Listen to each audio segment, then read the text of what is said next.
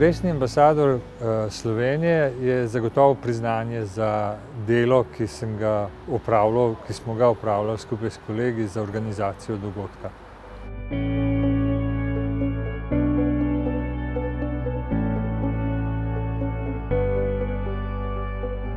Organizacija kongresnega dogodka je izredno pomembna za našo stroko, za vse pravzaprav.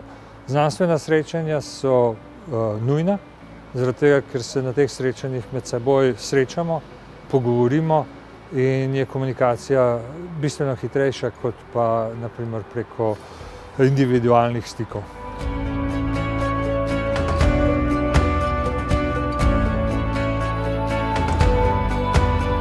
Vsako konferenco, ki nam jo podelijo ali pa ki nam jo zaupajo v organizacijo, je zagotovo priznanje. Priznanje organizacije, kolegov iz tujine.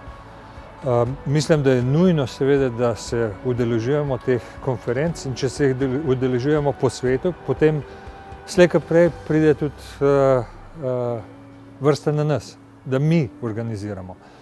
Je pa to zagotovo priznanje naši stroki, naši aktivnosti in našemu znanju.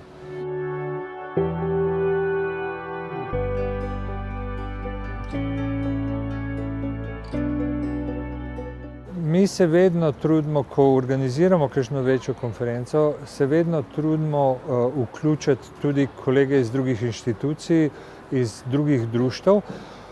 Je pa seveda, bom rekel, organizacija v Sloveniji nekoliko specifična, zaradi tega, ker imamo zelo razdrobljeno ponudbo kongresno.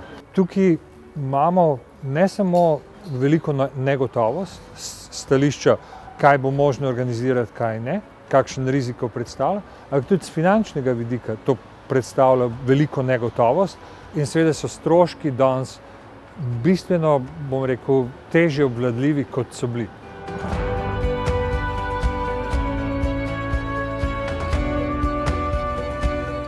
Hibridna izvedba bo zagotovo interesantna, zaradi tega, ker vsaj en del ljudem, vsaj enemu delu raziskovalcev, mogoče mlajšim, mogoče iz držav, ki niso razvite, bo omogočila prisotnost, bo omogočila stikom stroke z, bom rekel, znanstvenim vrhom.